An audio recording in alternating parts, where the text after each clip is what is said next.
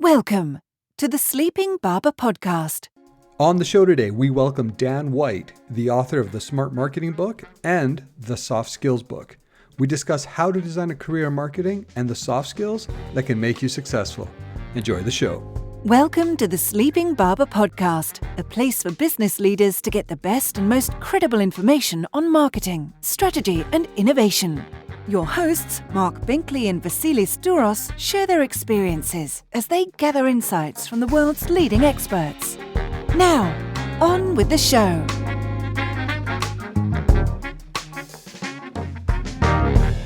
So today on the show, we are talking about designing a career in marketing.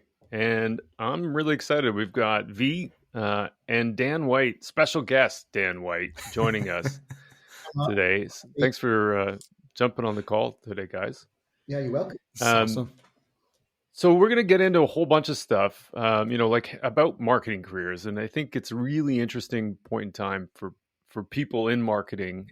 There's so much that's changing. There's so much dynamic. It's a dynamic field in that technology is really ramping up. You've got consumer behavior that people are starting to get into. There's all kinds of science happening, and marketing itself is a blend of all these disciplines that kind of go into trying to influence and understand people. And so when we talk about building a career in marketing, we've got the three of us here, which I'm super excited about because we've all had similar but different paths. And I think we're all still, each one of us is looking at, what's the next thing that we're going to be doing and what kinds of skills do we want to develop. So that's really a big part of the conversation today. I'm just going to do a quick intro for you guys and feel free to correct me if I'm missing major things. But first we got Vasilis, or V, who's currently the digital marketing head at Deloitte Digital, formerly the head of regional performance marketing at WestJet, and also one of the senior leaders in digital and retail. And we work together, V, at SportCheck, FGL, and Canadian Tire. And then you also had spent time in the online betting world running ads. Yeah. Our special guest today, Dan White, is a brand consultant and trainer, author of a few books. One of them is super relevant to today's conversation in that the Soft Skills book is the key difference to becoming highly effective and valued, which is a really, really great book, along with your other one, the Smart Marketing book, because I love them. They're like super tangible, very action oriented, small. Like, you can just read each little section and just help you out. And they're great. Dan, you're also the former head of expertise at Kantar Market Research. That's right. CMO of Millward Brown, strategic marketing and management consulting firm, and now author and consultant. So that's right. Really excited to have you guys on the call today. Happy to be here. Thank you both. It's awesome. Yeah. Two consultants. Let's do this. Yeah. So why don't we start with V? Because you were the one that kind of got us on this path. So why don't you kind of get us started? Why are we here? Why are we talking about a marketing career? Why are we doing a round table today? No, this is awesome. And first of all, Dan, thanks for accepting our invitation and being on the show here with us. Genuinely excited to hear your POV as well.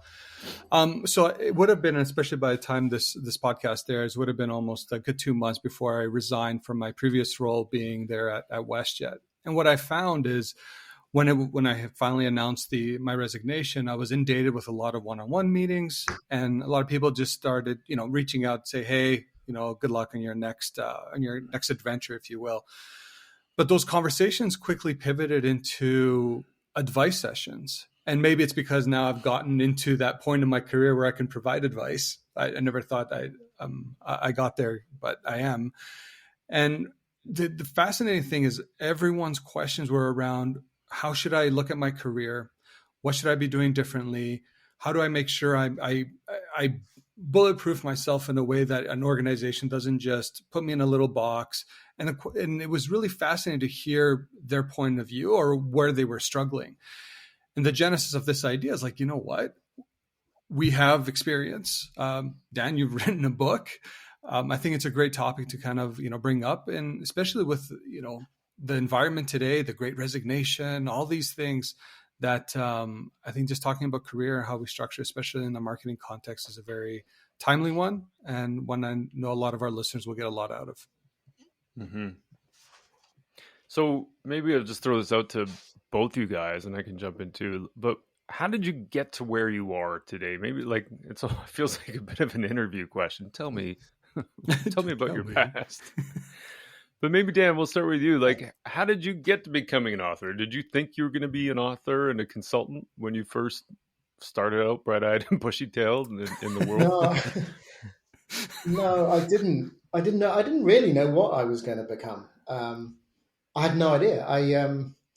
I just needed a job within about driving distance of where my fiance at the time was studying to do a postgraduate teacher training, and there weren't that many jobs. And I thought, oh, those look interesting. So I applied to be an accountant. I applied to be a graphic designer, which is interesting because I've finally come back to a little bit of that these days. And another one was as a market researcher in Leamington Spa, which is where Millwall Brown was based.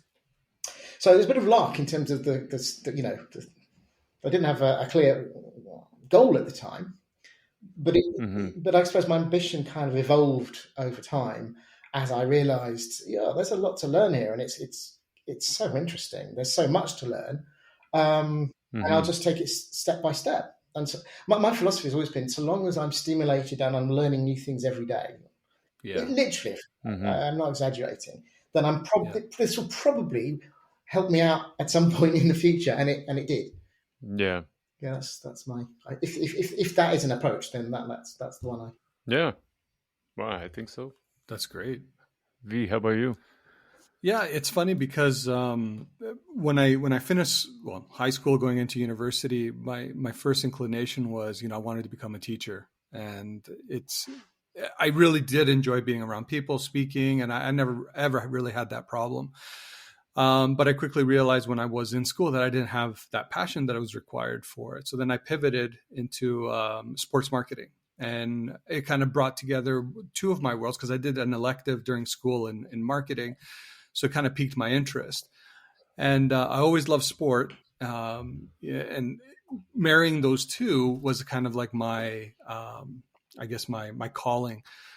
But quickly in my career, I've only done sport really once. My career took me elsewhere. And I think that's something that when I look back on, you can only plan for so much of it. And there's things that are going to happen in your life that will likely take you in different directions, because as long as you stay curious and open to those opportunities, I think, you can define a framework. And I know we're going to talk about it a little bit today, but also just enjoy the process. So I think for me, it was like I kept, I was working overseas, worked for the Athens 2004 Olympic Games, essentially my first corporate job out of school, which was, again, my only real sports tie.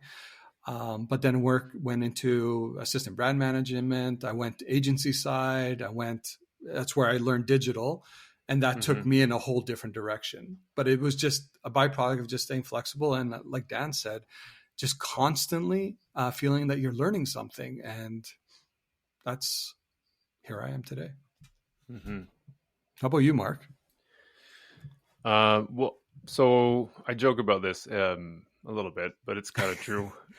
That for a long time, I thought I was going to be a doctor growing up because my grandfather was. And then, and I like science and all that. So I did science in high school and focused on biological science in university.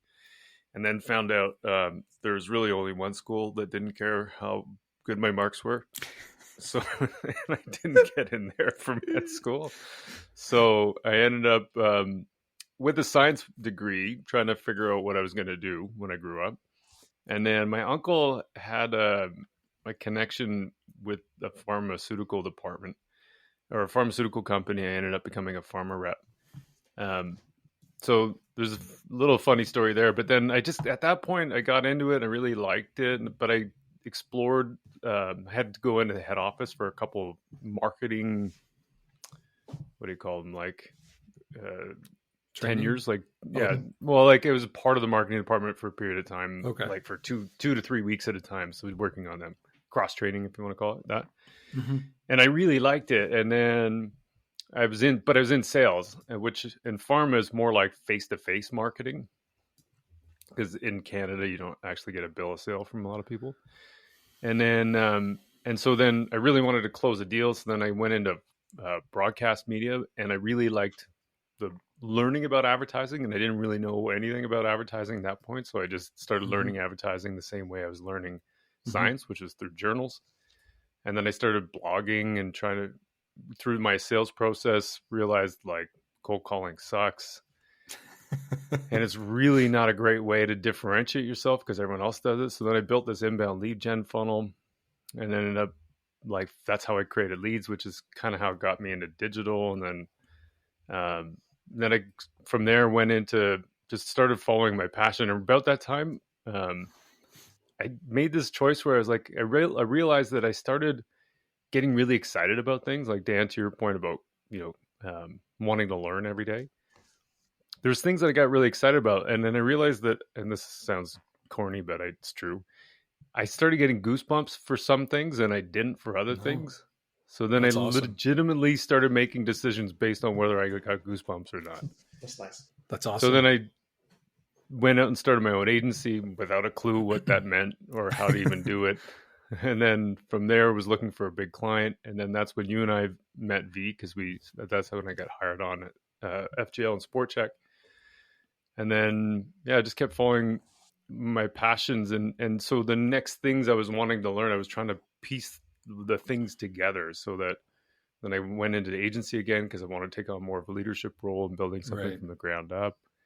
So it's been it's a long journey to get to where I am, but I just always, kind of like you, Dan, I always wanted to learn things. And in marketing, there's so much to learn. And so I just kind of found my passion, just back-ended into it. There's so much depth in the discipline, if I'm honest, especially now with obviously the digital component of it has probably set marketing in a totally different course than maybe where it was going originally. And I think because of that, you still have your traditional brand marketers, if you will, or marketing what was the traditional marketing set. But now you have that digital influx, even though Mark and I will constantly argue, and I'm sure, Dan, you'd agree with this. It's just marketing in 2022 now, the part of digital. But all too often, you still see that the organizations separating the two because we're still dealing with a lot of legacy. What's interesting in your book there, Dan, you have when you're talking about like choosing your career, right? You have like kind of 3 buckets. Your first bucket is like things you're going to be good at. The second being things you find rewarding. And then finally you have things that pay enough. Because let's not forget, we still need to get paid and make sure that we're making some sort of lifestyle. Right. How did you get to those 3 things?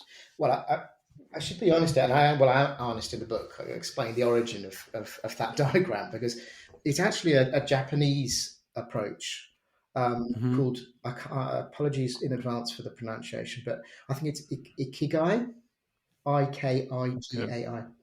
And actually the most common version of that is it's actually got 4 circles. Yeah. So a Venn diagram with 4 circles. And the one I guess I've collapsed 2 of those into one. I mean, the original one has things that make you happy and then things that the world needs, which is it's the same broad thinking. I just think actually what the world needs will determine probably whether you find it rewarding if you want to contribute to the world, and what the world needs means you should be able to be rewarded for it. So I'm always on the lookout for taking classic diagrams, classic thinking, classic frameworks, and making them even simpler and clearer. But I just, when I came across that, again, I'm a magpie. So when I came across that piece concept, I thought, that is so obviously right. I mean, isn't it? It's obvious, but only once you've seen it. Like so many.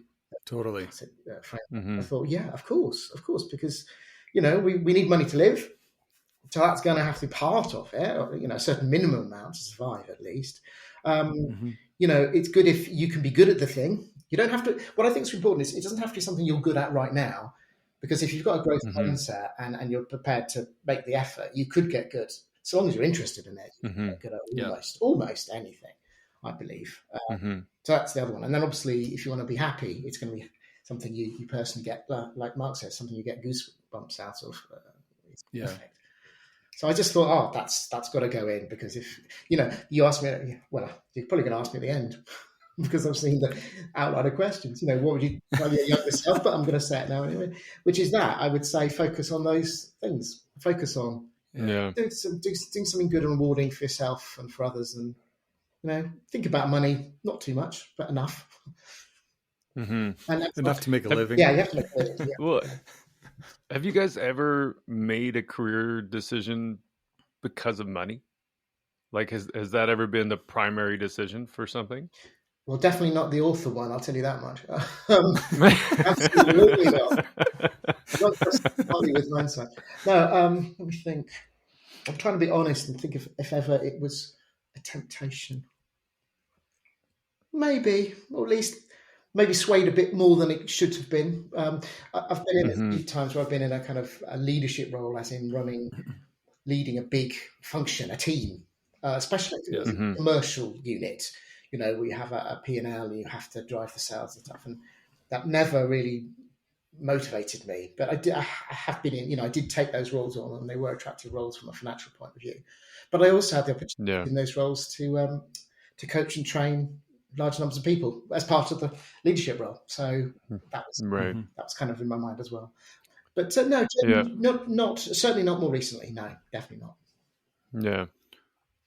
I would say that I actually haven't taken a role for money at any point in my career. And I'm not just saying that for the sake of the podcast. I genuinely mean that. I think I've always been very, very self-aware that I have my own plan. I have my own goals that I've set for myself.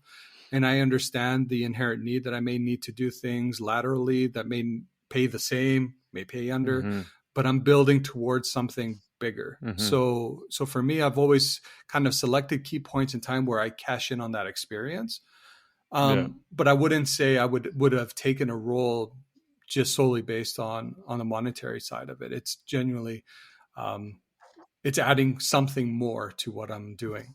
Oh yeah, there it is, Dan. Yeah. Oh yeah, you just made me think of the climbing wall analogy that I mentioned just earlier. It's like, I think in retrospect, and well, at least halfway through my career, I kind of realized, to get really good at stuff and to keep developing and progressing, you do need to broaden your skills. You do, actually. 100%. And actually, to especially at sort of higher senior levels within, I think, most organizations, you need to have a broad set of skills rather than necessarily a specialist set of skills.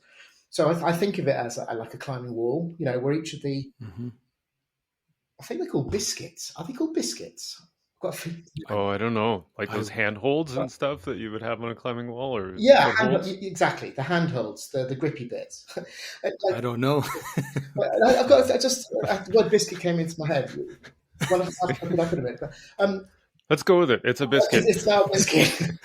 I'm Googling it. So if you want to get up to the top of the climbing wall, it's not always possible to go directly up. Sometimes it's going to be either easier or more comfortable, or less of a strain, or less of a risk, rather than leaping and hoping you'll grab something and then falling, to go sideways. People talk about a sideways move as if that's a bad thing when you're going in your career. No, if a sideways move means you're going to develop some new skills and have new experiences, mean you're going to learn, then the sideways move might be a better, quicker way to get higher in the longer run. Yeah. No, it's a good point. Like when I think about because I spent the first half of my career in sales, and then I switched over to marketing, and that was a sideways move. Financially, it was backwards in some ways because I left sales to start my own agency, and that was definitely backwards in terms of financials. And to be honest, I didn't build the next great agency. So in some respects, I felt like it was a failure, but in with time and perspective now, I'm really proud of the work that I did there. And I learned a ton about all kinds of stuff. Even during that period of time, I was also teaching at one of the schools, Mount Royal College. teaching people social media. And so weirdly enough, like I run into people that I taught back then now. And it's just really interesting seeing the impact that I had made, even though in that moment in time, if you look at my financial success, I would have said that's awful. But I learned tons. And so it was an invaluable period of time for having made a sidestep or a backward step even. And I think one of the things that really prompted me to make that kind of a leap of faith was that I had been in a place in pharma where almost instantly you show up at like these sales meetings and you get to the back of the room at the bar and you sit and chat with some people and they're like, oh, you just missed it. And they're like, what? I'm like, and they're like, the good old days. I'm like, really? Like, this is my first job. This looks pretty awesome to me. And then they would go on these tales. And then I moved into radio and TV broadcast media, and they're like, oh, same thing. You go to these sales conferences. Oh, you just missed it. What? The good old days. And like, so I just had like 16 years or 14 years of people going, oh, you just missed it. And then I saw digital come in. I'm like, I got to get in on the ground floor of that. Because I think it could be something pretty interesting. So yeah, sometimes like side steps or backward steps, actually, I think to your point, Dan, they can be super valuable. Totally. So in your careers then, what would you guys say are like some of the things that have helped you the most, like soft skills, if we're going to go down that path, like the things that you felt you needed to learn or improve that helped you get to the next level, next step? I think I'll kick us off here, and I'm sure we'll all have a level of agreement here. I think the biggest one for me is, and because I played sports throughout my life, something like teamwork came very naturally to me. But looking at it in the context of business or working, in my opinion, that teamwork and adaptability are probably the two largest or two most important soft skills I think that you really have. Because, well, let's just take the last couple of years. COVID, probably the biggest pivot that anyone has ever seen across many industries. I was fortunate, and I do consider myself fortunate, working for the airline industry during such a very difficult period, because Mark, like you, learned so much. You learned so much about crisis management, learned so much about myself in this case. So I used that and fueled like essentially my new perspective, but I needed to be adaptable during that time. So for me, teamwork and adaptability are probably the two most important soft skills, if I were just to label them, because those actually help you create longevity in your career, in my opinion. Yeah, I've got a few. I'm not sure which ones are more just personality traits versus actual skills that you can acquire. I mean, I think in terms of personality traits, and V, you've already mentioned this one, is curiosity and or growth mindset, which are pretty connected, really. But, being curious, and I guess you can foster your own sense of curiosity. So, it is a skill you can learn, has been absolutely vital, because this, the desire to try and understand things is really helpful. Some people call it build your worldview and try to make it all fit together, because then you can look for patterns. And I just think being curious about, not just going, oh, I don't understand that, but that's fine, but actually trying to understand, I think is been really helpful to me.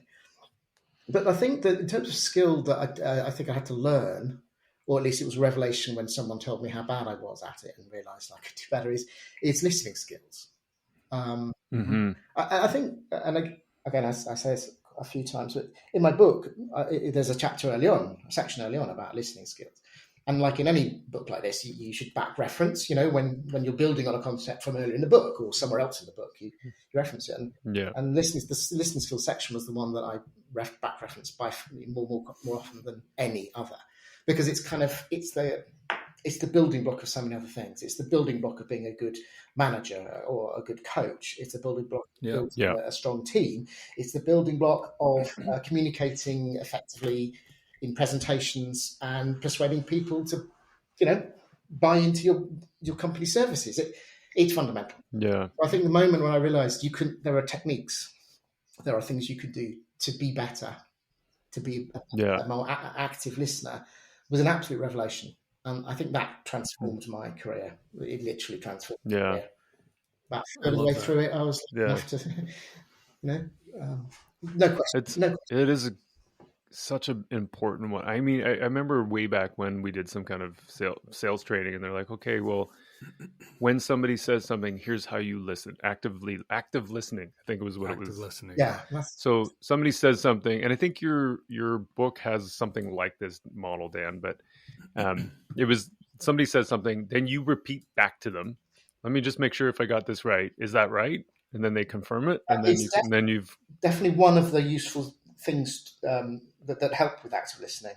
I think there are other things you can do as well, and before that, I'll take you through it because I mean I'm an evangelist about this completely. yeah. My version, I mean, obviously there are different ways of memorizing what to do, but I call it they're P's because so many things begin with a P. It's always the 5 P's or the 10 C's. It's always those. The 5 P's of active listening. Yeah, the first one is paying attention. Obviously, What? look into people's eyes. Sorry, that couldn't. Come on, pay attention. That was a terrible dad joke. Terrible dad joke. Actually, I mean, even before this, it's just don't say a lot. Don't talk too much. That's actually the simplest one is listen, don't talk. But anyway, yeah, but pay attention. If you really want to make it really clear you're listening, then you look into people's eyes and you lean forward, and you give them eye contact. The second piece, probe. So it's the classic. It's the open questions, the W's, including the HW. Those are just don't say anything. Just ask, seek to understand, keep probing, keep asking for more. And the third P is quite an important one. It's pause. Yeah, I know we all played along to that one. Thank you. Because, silence. It's good training. GPs say this. They say that often the thing that's really troubling someone or is the matter with someone is what often they tell you as they're leaving. Sometimes people don't immediately have the courage to say what's really on their mind. But a pause, it means I'm here for you. I've got time. I'm not rushing this. And if you want to tell, and also people like to fill pauses. Also, it gives them a second to actually realize what it is that's really troubling. Exactly. Yeah. So there's multiple reasons why leaving almost much longer pauses than you would naturally think of leaving in your normal conversation is absolutely vital. Then the one that you just mentioned, Mark, playback. Yeah, you play back in your words what you've understood that they've said. And obviously that kind of it shows that you must be listening, and in fact putting it in words is even better because it means you've properly you're not just saying there where you say okay they get me. And also of course, if you're wrong, if you summarize it and you've missed some important aspect, they've got the chance to clarify and you'll understand better. And then the final P is not always necessary actually, but it's present possibilities. So you don't tell people what to do necessarily, but you say, well, it's the what ifs, isn't it? You give them a okay. Yeah. Well, you say, well, would you consider doing such and such? Or what if we did this? Or what if that happened? Or what? I use that so much, that framework. And also, the more you use it, the more it just becomes the way you interact. Yeah. There's a guy I know named Vince Fowler, and he had this line that I still use all the time. It's communication isn't what you say, it's what they hear. And so unless you're doing the probe and you're doing the sometimes you don't know what they heard. So like asking people to repeat back as a person speaking is also super helpful because it's helping you confirm the communication. Which is exactly which is great. Which you do as well for effective delegation. Again, that element of playing back is vital because if you ask someone to play back what you've asked them to do effectively or what the ask is, then you can see whether they've got it or not and clarify if they haven't. So again, that's just one of many subsequent frameworks. Listening. The pause part also is really helpful. I've seen because you get in these some situations, and I know you've got lots of stuff in here, Dan, in the book about managing conflict. So as an example, like that's a tough one, and I think that's one. It's certainly something that I think is a soft skill that is one that I'll always have to work on, but it's certainly an important one because there's always going to be some kind of conflict. not like in every single day of your working career, but there's throughout your career, there's going to be some kinds of conflict because not everybody's going to agree. So how do you address those things? And the pause, I think, often is one of those little hacks that I've used that helps. Because if I don't agree with someone, like I often don't have to respond right away. So then I use a pause just to process, give myself a bit of like a couple seconds of time just to think about what I want to do and what I want to say. Take a deep breath. And then even there's a guy that I used to work with that had this, he was masterful at it. He had this idea where he's like, I always thought he was the smartest guy in the world. But he would say things like, oh, that's really interesting. Tell me more about that. And then that's kind of a pause too, where I was just like, oh, geez, that's brilliant. Like, tell me more. I should use that. That is my favorite. I've got a few lists of those kind of in the book, little tips of things. Tell me more is the perfect one. Yeah. It is. You're right. It is just a pause. It gives a chance for people to literally do, and it's non-judgmental. It shows you're interested. Yeah. Oh, tell me more about that. Yeah. Oh, I use that all the time with clients, especially for some reason. Always. Oh, tell me more. Because you get what happens. You tend to hear the next layer, the context. The tell me more will be the thing that's they're interested in, and the tell me more will be because their boss is passionate or concerned or whatever, and you get to that next deeper level of understanding. Essentially double clicking into that thought process. And I love that we've kind of narrowed in on pause, because I do agree it's probably one of the most powerful things that you can use in any interactions, either diffusing situations or just giving opportunity or someone the space or the platform to really kind of speak their mind. One thing I find interesting about pause is, and Dan, you kind of touched on this, is how willingly people are willing to go down that second wave of thought. Yeah. Right. If the initial wave is, issuing a problem statement, surface level, whatever you want to call it. But the moment you give them that platform to go at it again, all of a sudden, it's like they're opening up to you and they're giving you everything. Yeah. Which is incredible. The emotional context tends to come second. Well, naturally, when you ask them, they'll human nature is you focus on the facts more. Functional aspects of whatever it is. But then to tell me more is often what's behind it, and behind it as motives and concerns. There's a few other things that I'm just kind of scanning through some of the diagrams you have, Dan, which has prompted me to think about some of the soft skills that I think are really important. In line with communication, you talk about the principles of good visual design. And V and I joke all the time about how really in marketing, it's not really about marketing. Like our job is actually making decks. No, don't say that. No, I know, but there's always a report is my point. And so, but like, I do think that's been something that's, when I reflect on, I've spent a lot of time thinking about visualization, like not my own visualization, but how do I visualize the story that I'm trying to tell? Because you can draw all kinds of graphs and charts, but they're not always meaningful. And you can pack a deck or a report with all kinds of copy, but it also can just wash over people and they just don't pay attention to it. So for me, visual design has been one that I know for sure I've been thinking about a lot. It's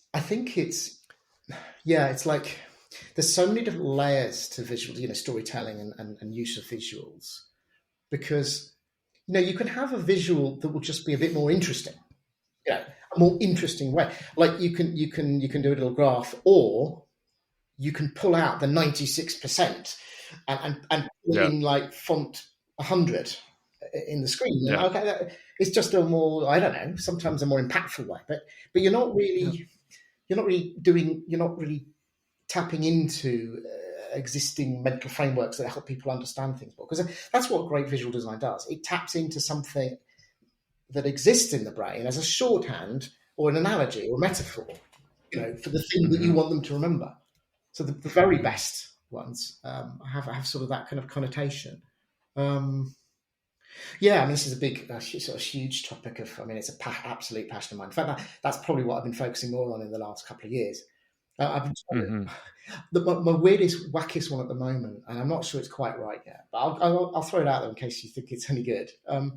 working with Nigel Hollis. I don't know if you come across Nigel. Oh yeah. And I I know of him, but I don't know him. Yeah, well, we worked together at Kantar for many years, and we still keep in touch regularly. And he was talking about the sales funnel, and how it's not a funnel. And what about the time component? And the fact it's more like a circle. People have their own visual way of thinking about it. Yeah. So he came up with this crazy one. Imagine. I wonder if this will work on a podcast. Imagine it's like a swimming pool, but it's like a circuit, and it's in a loop. It's a circle. So like a lazy river. Like a lazy river. I don't know. What is a lazy river? Probably. It sounds right. Well, it's like amusement parks. Like there'll be a river, and it's got water flow, and you just sit in an inner tube, and it goes around. Imagine that. It goes in a loop like that. People swimming around all in the same direction. Mm-hmm. Okay. And at one point, the sort of start or end point, doesn't matter. A point in the, say, circle, that's the purchase. Yeah. That's the purchase moment right there. Okay? Yeah. So after that, after the purchase, just then, I was trying to think, could you actually imagine people had a little refreshment and choose their refreshment? Anyway, whatever. They bought something. Yeah. Then, of course, some of them swim fast and get round much quicker. Some swim slowly and therefore they're not going to buy again for quite a long time. That whole time period through there, from the start to finish, they're not actively thinking about the purchase because they're just, when they do it. But as they get up as they come nearer to the end of the circuit, they will start to think about, what do I want? Which one do I want? Sure. And you can have I don't know if this is going with this, but you could have posters and things, prompting people time. But anything that they experience much earlier on can also stick in their mind. They may have made a decision earlier on from something earlier on. So anyway, I just thought it felt more like the truth of the matter, which is, by the way, also you occasionally have people coming out of the pool because they've had enough swimming. They've left the category forever, or at least for a while. You have new people coming in, and when they come in, actually, they're probably coming in quite near the moment of buying, aren't they? That last little third, less than third, fifth of the circuit. Anyway, I'm not saying that's a good analogy or not. I haven't put this on my website. I don't think it's good and it's not ready yet. But I think that's the kind of thing where to get people understanding the concept through the metaphor. Yeah. What I love about that, Dan, and sorry, Mark, I didn't mean to cut you off. No, go for it. What I love about that is, and it kind of goes back to, we can even talk about it as soft skills, right? Is the fact that you can think creatively, right? So someone reimagining what a funnel looks like. Mark and I are very passionate about the idea of the funnel actually not being a funnel, right? We haven't done a podcast on it. And Mark, maybe that's something we should do. Be a thing. Yeah. That could be a good one. But it's really that idea and the flexibility to make sure that you have that ability to think outside of a box or outside of what is being potentially communicated or you're being trained on. Mark and I are both in school right now. And we had Roger Martin on, I think it was episode 3. And we were talking about how we're able to, there's a lot of things that have just been in data and education, and we just keep learning the same things over and over again because no one's really being challenging it, say at that level to kind of say, hey, maybe this thought process is wrong, right? Maybe we need to go back and rethink about it. But what I love about these dialogues and these conversations is that it shows that marketing is probably one of the only disciplines that has so much ambiguity and so much challenge within it. And I think it takes a specific type of person to thrive in it as well because of that, because you can make it your own. No one says you have to do it a specific way. No, that's true. That's one of the beautiful things about marketing. It's still a relatively young, is it even a science? It should be more of a science. It's becoming more of a science, but there's still a lot. But there will always be a lot of creativity as well, which is, by the way, why I think it's a fascinating area. Totally. Yeah, that's cool. Speaking of which, so, I mean, aside from soft skills, what kinds of things in marketing do you think are important for, let's say, for you guys going forward to learn, maybe where you are in your career, or for any marketer who's kind of either starting out or listening right now? Like, what kinds of things should they be learning about? Well, I think something very few marketers seem to know much about, but every marketer should, in my opinion, would be um, behavioral biases. I think Mm-hmm. they are so strong, they are so clearly powerful influences on people's behaviors that Yeah. that I think just a basic introduction to the board principles and the biggest, most powerful biases that a marketer needs to be aware of and can potentially leverage. Actually, I would make that a core part of any course personally. What else do Yeah. those? There's Mm, so just on that note, there's a couple. I know you've got some behavioral biases on your website, Dan, on some of the diagrams. mm, There's also decoding decisions. Think with Google that has some really interesting stuff Mm-hmm. where they actually test the impact of biases on people's mm, purchase decisions. yeah, And then I know, like thinking fast, thinking slow. There's a lot there. Rory Sutherland and like Dan Ariely on sort of the behavioral economics side of things, and there's lots of work on biases that mm. I think people could dig into There's some great, like I for say, sure. there's some great books like by the authors you just mentioned, and Richard Shotton's book is really good as well, which I can't Mm. remember the name of, but it's behind me. So if the Choice Factory, Mm. I looked, Oh I yeah. read it Okay. through the camera. Well, That's good. that's amazing. Yeah. Anyway, that's that. I really, I thought that was a very accessible introduction as well. So Yeah. yeah, but that no question. But I think storytelling is it's still a hot topic, and I think of Yeah. all the disciplines that would benefit from storytelling, I think marketing, because there's a lot of you have to do a lot of persuading of people in marketing, don't you? You need to collaborate with almost Yeah. every function in a business. Yeah. And get them all on board for certain aspects of marketing, Yeah. the branding side. Mm-hmm. So that I, ability to tell it. I'm going to be boring. I'm going to be Okay. boring. I'm going to say literally, I think what marketers need to be more trained on is just some of the day-to-day business sides of the industry that they may be serving. I think it's unhealthy for marketers just to stay in the marketing discipline with not truly understanding what the business problems may be. So I would argue that I would like to see marketers invest more time with the likes of people in finance, accounting, and really try to have a stronger grasp Mm-hmm. of the day-to-day operation of the business that should help identify either problem statements that the marketing needs to solve, or at the very Mm-hmm. least, they're equipped with the right language when they are talking to these individuals, instead of just using them to ask for money every year, once a year. Mm-hmm. It's the only time we ever come into contact with accounting or finance, right? And I think Mm-hmm. that's a missed opportunity for marketers if they're not spending that time with their peers. And I guess it would have aired by now, but we had a great conversation with Dave Bunce, I think it was, Mark, that Mm-hmm. kind Yeah. of went into that, all the things that we should be doing as marketers to kind of stay closer to our counterparts in those disciplines. Yeah, I'd back that up Yeah. completely. It's interesting. I didn't think it was very popular, but one of the most popular diagrams I did was with marketing in mind, and it's just a basic visual definition of all the Right. sort of key terms, financial terms. Yeah. Yeah. Profit and margin, and it's quite Yeah. basic, but I don't think a lot of marketers actually know what they are and how they differ. No.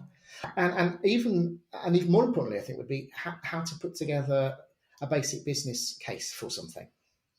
Just Totally. a process, not the detail, not sort of all the maths or anything, but just what makes it, and the difference between short and long term, and why a finance person might need to consider both.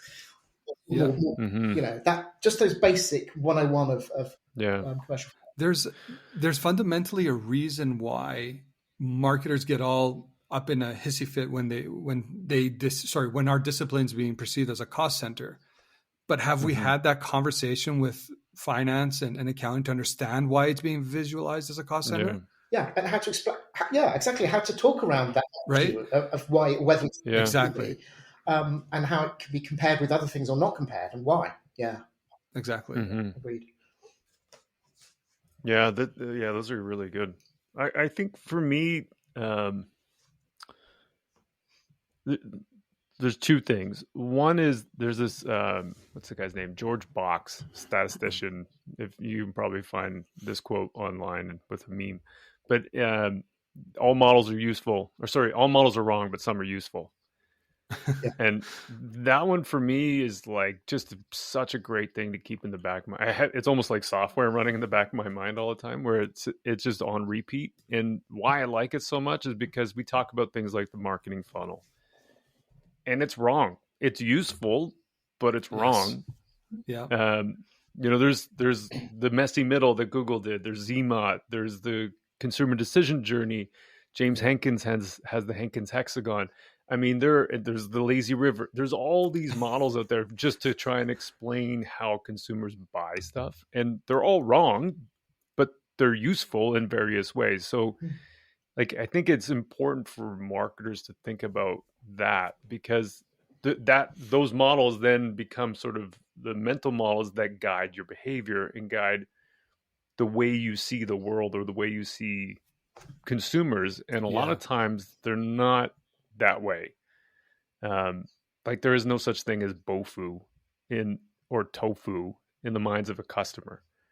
There's just like, I'm looking for something. And so, we kind of, they're useful, but they're wrong. Yeah. So that's one. The other one I think is that I've, Dan, you and I've talked before about a lot of the stuff from the Ehrenberg Bass Institute. And for me, as like a science guy, like, that's the stuff that I was looking for forever. And that there are definitive proof points and evidence on how people buy that's scientifically proven over and over and over again. So there's such a thing as evidence-based marketing, just like there was evidence-based medicine when I was in pharma, that has really changed a lot of the ways that I think. And so it's been exciting for me, because all of a sudden there's this new field of marketing that's kind of opening up, like behavioral economics, like a lot of the stuff Ehrenberg Bass Institute or the LinkedIn's B2B Institute, doing some collaboration with them. Like, there's all kinds of stuff. Kantar did some great work with Paul Dyson back in the day. Like, there's amazing stuff that's out there. And so, long and the short of it, even like, that kind of stuff is, I think, really great fundamental things for a lot of marketers to learn. I think, Mark, you bring up some interesting ideas there in terms of, the literature that exists in so many different spaces in our discipline. But I think that's probably why it is so intriguing to work in it. And I love that you use that context of like getting goosebumps. How can you not get excited about, okay, maybe I'm just a geek now, but the idea of redefining the funnel for me is actually exciting, trying to have, and the three of us right now are not going to be the only ones that have that same thought process, but it takes a specific type of individuals that's willing to kind of nitpick at something that could be, predetermined. I am sick of hearing about the upper funnel, the mid funnel, and the lower funnel. I absolutely despise it. So I'm really kind of taking Dan to your lazy river analogy, because I think there's something there. Okay, see if it looks any good. But I'll tell you what I'm most excited about that. Yeah, just going back to what you're saying and the science. I was lucky enough to do some work. In fact, it's probably finally going to be coming out in about a week or two, so look out for it. But it kind of involves summarising some of the visually in a very one-pager diagram, Byron Sharp's findings. And I've done the same for 5 other leading academics who have differing views. Yeah, part of a series of talks from about a year ago. So I'm hoping to come back. But the thing that fascinates me most is, obviously there's quite a lot of commonality, but where there's differences, I'm all over. And the one that's coming up, there are some incredibly intelligent and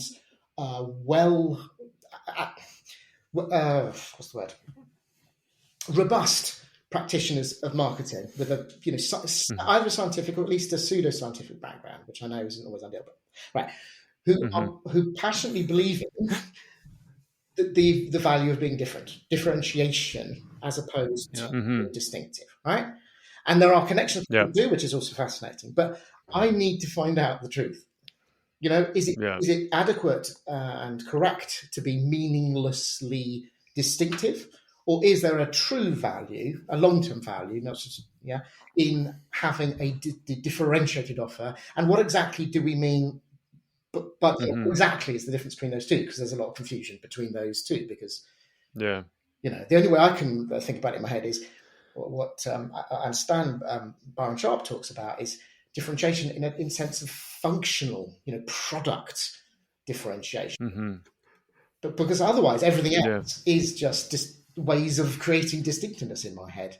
Yeah. I was thinking, like, Mm-hmm. I hope this is a bit of a tangent, but you can always edit it out if it's no good. But you think about Italian, right? Supposing you're the only brand in a market, like a beer market, it's a bit hypothetical, so I know there's more, and you're the only Italian beer. The rest are all French and Belgian or something like that. And that is, it's differentiated by value of its provenance, right? It's made in a different country, Mm-hmm. grown from hops from therefore different slopes. It is technically functionally different. It probably tastes much the same, right? But it is different. Mm-hmm. But, and the obvious thing to do there, from a marketer's point of view, would probably be to leverage up the fact it's Italian. And I can almost imagine the advertising now, and we can see the slopes of Tuscany or wherever it is. It's funny enough, I'm thinking about going to Orvieto next summer, so it's probably in my head. And that could make a highly distinctive campaign that helps the brand stick out and be memorable and mentally available, etc., etc. Is that differentiation? Or is it that you manage to use its differentiation as inspiration for its distinctiveness? Sorry, I know it's a bit of an interview with two clever people and having a little chat, but I do study on my own, for far too many hours without. But I thought I'd just plant that idea. Maybe it's a different podcast, but I'd love to do one. No, it's interesting because we had Mary Kirikiti on from Kantar, and she was talking about the Kantar's meaningful action, or what's it called again? The meaningful different framework, it's usually called. Yeah. And so they're big on, and they're one of the ones I don't know, maybe that's not who you're talking about, but I know they're one of the ones that promote differentiation. And then the other camp is distinctiveness. Yeah, but the measure. Sorry, but I was one of the architects of Brand Z, which was the precursor to the meaningful different framework. And the meaningful different framework has most of the same questions.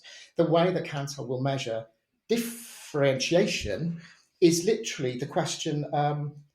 It offers something different, or it either offers something different from others, or is different from other brands, right? How different is it from brands?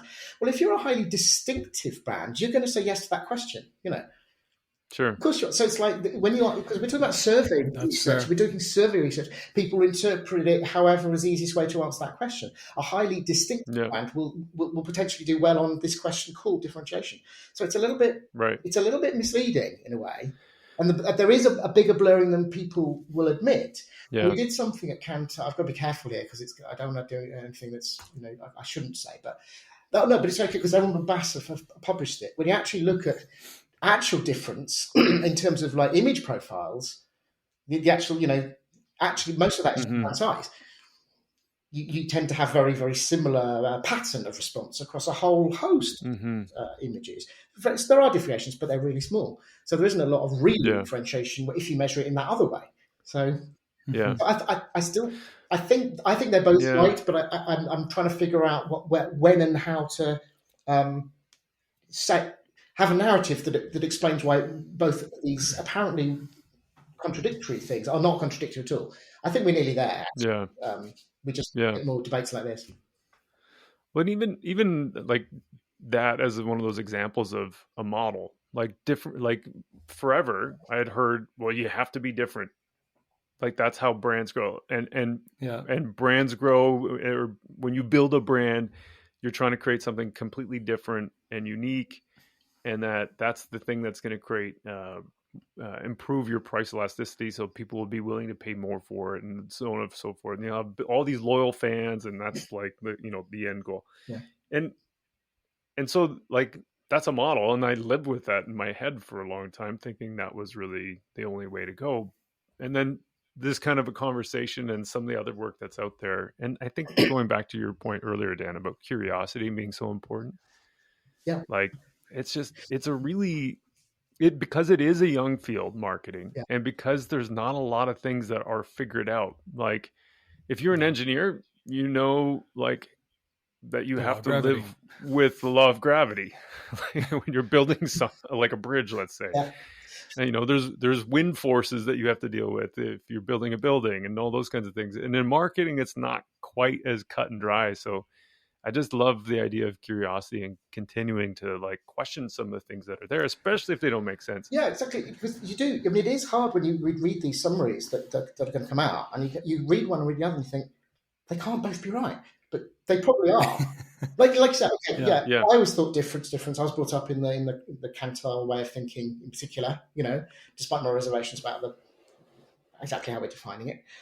But then I'm convinced also from later and from Aaron Bass evidence that if you're a big established brand, right, the only way you're going to become bigger is because if you become more things to everyone, all things to everyone, or more things to more people. It's the only way you're going to grow. In other words, by definition, that is less differentiated. I mean, Dove is huge. It used to be incredibly differentiated. It was a bar of cleansing bar that doesn't dry your skin because it has moisturizer. It was the only one that had moisturizer, and it was like that for literally decades, and it's spread around the world. Now it does all of these different things, but it still has that moisturizer in it. So I'm thinking, okay, is that a differentiator or is that just it's highly distinctive? So I kind of think, but also we also know if you try and have a new brand and you go into a supermarket, if it's a packaged goods brand, and you say, this actually is exactly like all the other ones you've got already on your shelf. But don't worry, we're going to have some really distinctive advertising. They're just going to laugh in your face, aren't they? Right. You're never going to get it stocked because it's like, well, why should people buy it? Well, they won't. Not logically. I'm just going to be meaningless distinctive. Okay, what? No. Who's going to buy it? Are they going to spend more on this one than something they're already buying? And in which case, I make more money and you can have some money. Right. Therefore, in the practical world, differentiation for a new entrant to an established market is essential. They're both true. It's clear that I'm sure that's true, and I'm sure it's also true that if you're a big brand, you have to be more things to more people and actually become less differentiated than maybe before. I could waffle on for ages about this one. I need to. That's another podcast, I feel. Yeah. I have a question for you guys. And I mean, not specifically about differentiation, but just learning. Like, how much of this is on you and versus how much should we expect from the company? Ooh, this is a good one. If you're taking your own career into your own hands, should you just be doing everything on your own, or how do you guys see that? I'll kick us off, Dan. So in my opinion, you do not wait for training. If you wait for training, companies will paint you into a little box. Now, you can make sure you're assuming or taking control of that. And it could be, again, we talked about moving laterally and trying to make sure you're diversifying your skill set. But don't wait to be trained. There's things on the job that you'll be trained for. So when I joined the airline industry, it was the first time I was a part of that industry. So naturally, I would learn by being in the role itself. But the evolution of that is not on the airline. It's on me as an individual where I want to take my career, say in the airline industry, as an example. So I'm a huge advocate for self-learning. I'm a huge advocate to make sure that you're doing your own research and you're paving that path or creating your own framework, if you will, because I've seen this. Companies will look past you if you're not being boisterous. They'll just look past you and they'll keep moving. It's like, you know what? V's doing what he has to do. He's being quiet. He's producing the work that we need to. No need to poke a hornet's nest, so to speak, right? So I'm fundamentally believe it is on you as an individual, and it will happen outside of work hours. To all the listeners out there thinking they're going to get all this training at work within the 8 hours a day, I'm telling you, it's not a thing. Self-growth happens outside of those 8 hours. Yeah, I definitely agree that the onus is got to be much more mainly on the individual. I think companies do have a responsibility for providing access to certain basic amounts of learning content and opportunities. That's true, and I think actually things like LinkedIn Learning or equivalent, buying that in, it's quite expensive for an individual to do that. But more effective for an organisation, more cost effective, and then that gives people the the chance to do their homework. But also, I think, making sure that part of a manager's responsibility is the development of the people who work with them. I think that should just be a corporate thing, which also helps because they can then facilitate finding the right opportunities or activities, etc. But I do think, essentially the individual to figure out what their gaps are, where they should prioritize their learning and to make sure they get it, and they can ask and try and get what they can. Also, there's a very big difference, I think, between the technical skills and the soft skills. I mean, obviously, the more technical it is, the more likely that the company will be in the job. They might have a particular way that they do it that is actually different anyway. So there's no other way of finding it out.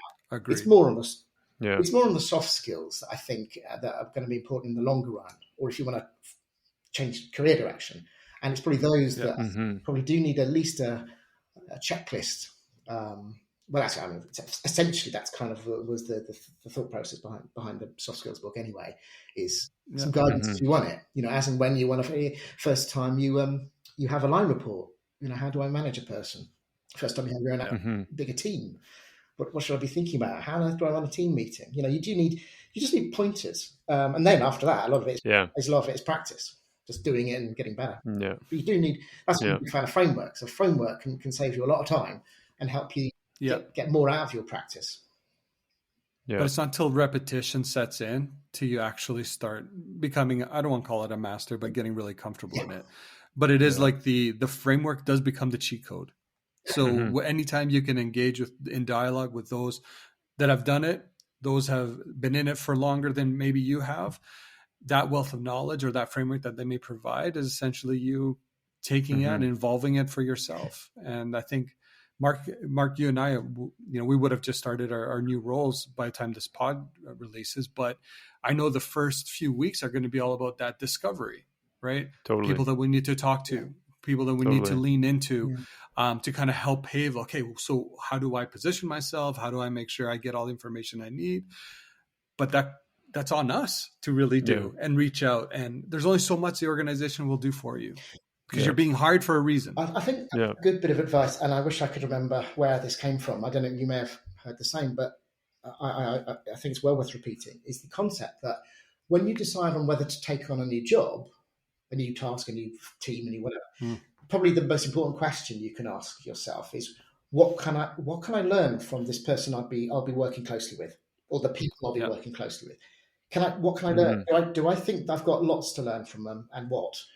And if you go, absolutely, then that's a good choice. If it's, never work for someone, I don't think, that can't help you develop, because that's a waste of time. You'll just be treading water, really, because you do learn.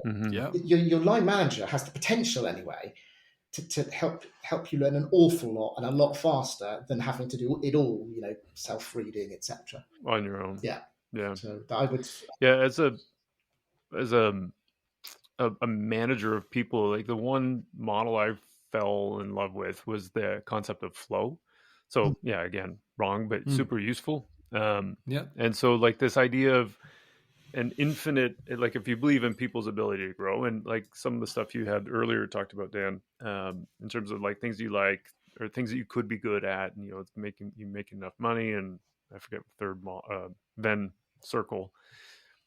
There's a lot of overlap there with Dan Pink's stuff in terms of personal motivation as well, which is people genuinely aren't motivated by pure financial rewards. More often it's things like autonomy, mastery, sense of purpose. So why I like flow, and there's a whole bunch of models that we just threw out there, but why I like flow is the idea that I can stay in the zone in my own career or get out of a funk if I think about a new project that's going to challenge my skills and develop new skills, and it's slightly out of reach. That idea of like striving for something that's new and different. And so I use that model all the time for myself and for staff that I'm managing, because it's, for me, super helpful to create a project within somebody's role that's going to challenge them, develop new skills, give them new opportunities, and then bit by bit progress them through opportunities of learning. I do the same thing for myself too. Like V and I both are doing our MBAs. Like I had done a personal MBA, like the Goodwill Hunting kind of thing, like created my own MBA when I couldn't afford to pay for an MBA. And Yeah. like, I just think there's always projects that you can create that are going to challenge you and help you learn new things. And I mean, for me, that's been such an exciting opportunity, knowing that I can control my own destiny to some degree. Let me ask you both this, because listening to you, obviously you come with a wealth of knowledge from your respective disciplines and whatnot. But what's been those motivators for you to really look to take on more, or look outside of what the box may look like? And Dan, you talked about your career, and now you're an author as well. Like, what was that motivator for you? And then Mark, the same thing for you. I mean, my big motivator has always been, can I build something here? That's the phrase that always comes in. Can I create something or develop something? And for me, it didn't matter too much what it was. The motivator was, can I make something, like a team? Can I make this new function? So I started up in one of the units with marketing. We didn't really have marketing. We just started up the function. Like, can I do this? It's that, how can I do this? And the idea that over time, something we put in place that's a success is just very motivating. Creating stuff, and that's why every week I'll draw some new framework or rework another one, or try and express something in a new way. So that drive for kind of novelty, not novelty, but new creativity. I guess that's my personal motivation, and the discovery and the things you learn along the way is part of the reward. Yeah, Mark. I think for me, it's like, I think back to the things that are consistent throughout my career, and it's similar to what Dan is saying, like creating something. But I also, going back to that story about, these old guys being there at the bar and going, "Oh, you just missed the good old days." I always wanted to like help build things and make things better. Like, the idea that probably the thing that motivates me more than anything is just to know what the right thing is. Like, what's effective in marketing. And I think that's part of the exciting thing of where marketing is going right now. Like, I genuinely want to solve the Wanamaker dilemma, because it's not super complicated. Like, I don't think it's as complicated as what we thought about it like 100 years ago. There's a lot of things that would tell us that these things are right, these things are wrong. There's a lot more evidence that's out there. And I think it's exciting because, like, I hate the idea of people thinking of marketing as the coloring department. I really like marketing. I think it adds tons of value for an organization. Yeah. And so for me, I want to, like, that's the thing that's motivating me more than anything, probably, is just proving the value of marketing. Yeah. That's awesome. I think for me, when I look at it, motivators are really, it comes down to how far can I stretch myself? Not in I guess in the negative connotation, like I'm taking on too much, but it's like, how far can I take my creative thinking? Even if Mark, you and I, this podcast, this was an outlet for us to get creative. And at least that's the way I've been able to perceive it. I never, ever would have written somewhere in my ambitions to be a podcast host. But it's probably one of the most rewarding things that I've taken on. And I absolutely love every moment. So it's one of those things, like, I like the ability to see how far I can go outside of my comfort zones. And that intrinsically serves as a motivator for me. Even moving to this new role, I've never done quote unquote consulting before, but I'm a very opinionated marketer. So one would believe that it's a very natural fit for someone like me. So I'm genuinely excited to see how far this will take me. But I'm also, at the end of the day, looking at it as growth. So I in my mind, I use the word stretch, but it's like stretch outside of a preconceived notion of what I do. So. Okay, final question. If you could give yourself your younger self one piece of advice, what would you say? I know Dan already told us, but Dan, I think it's been. I've got a soppy one. I might do the soppy one. No, my other one was just a classic. Make sure you study hard enough to get into the same university, and pick the same course, even though it turns out probably not to be your perfect course, because otherwise you wouldn't have met your wife your future wife, in the first term, and you wouldn't have had your two kids. So necessarily, corny one, but I think it. So that's my answer. Well, it's very concise. I'm going to jump on a soapbox. It won't be very long, but it's going to be quick. For me, really, it's be okay to play the long game. Honestly, that's probably one of the biggest ones.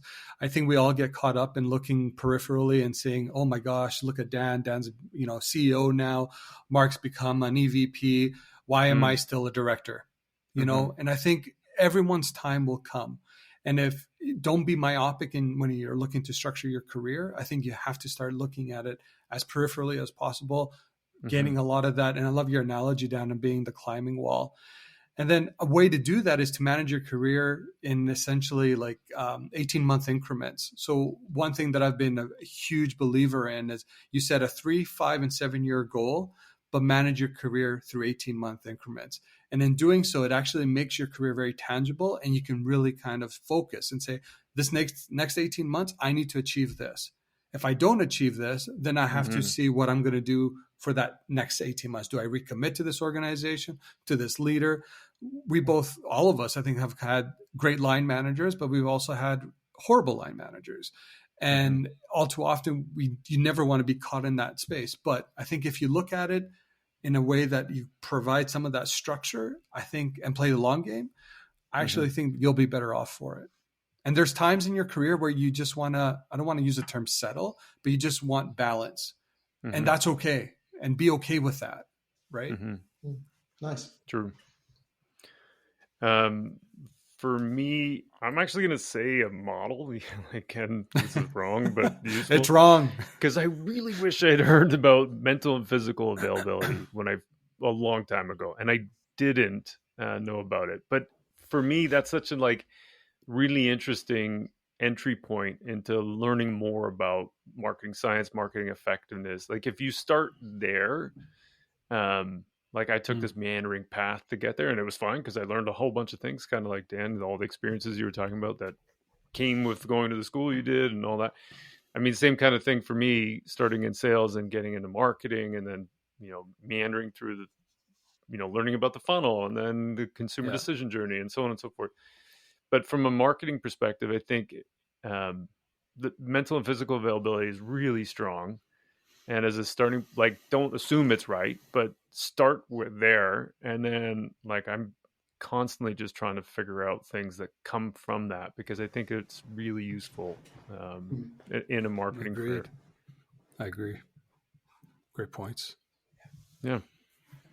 Guys, this is fun. Thanks for doing this. You're welcome. This is fantastic. Great. This is fantastic. Dan, I know the book's got tons, soft skills specifically, has tons of really great models and ideas and everything in there, from the power stories to meeting invitations. How can people find out more about the book and about what you've got going on? The easiest way, everything I have goes on to smartmarketing.me, my website. Okay. So you can find out about the books, the two genuinely decent books are on there, and all my frameworks and diagrams are available there as well for free. It doesn't actually have all of the soft skills ones on there. It will eventually, but it's got all the business and marketing ones already. So eventually, perfect. We'll make sure we add that link into the show notes. That'd be great. Yeah, and I'm always keen to meet new people on LinkedIn and connect on LinkedIn. I can't remember my LinkedIn name. I'm definitely Dan White author. You have an alias? Weirdly enough, I can't remember. But it's Dan White, author of the Smart Marketing book. Is that the description? So yeah. Hopefully, that's awesome. Forget my name on LinkedIn. We're going to make that a promo quote, honestly. Which is ironic, isn't it? Because I'm very into the personal branding stuff with all the fonts and colours and all that stuff. Love it. This was great. Yeah, thanks guys. It was really fun to chat.